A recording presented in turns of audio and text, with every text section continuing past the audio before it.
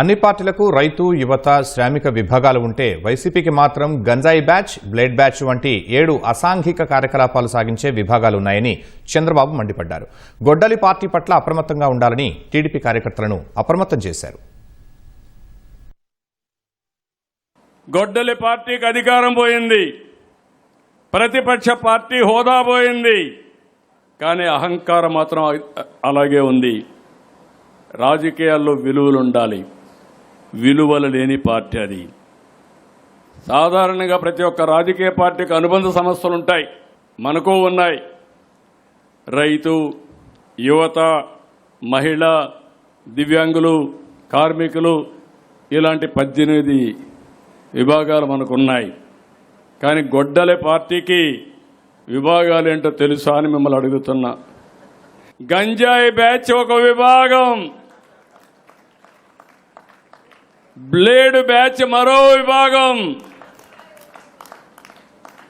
Social media సైకోలు ఇంకొక విభాగం,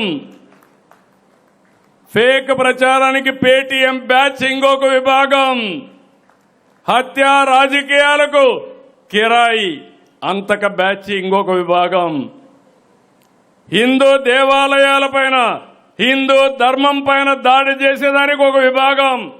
నేను ఒకటే చెప్తున్నా, దేవాలయాలపైన దాడి చేసిన, అప్రతిష్ట పాలు చేయాలనుకున్నా ఎవడిని వదిలిపెట్టమని మరొక్కసారి హెచ్చరిస్తున్నా.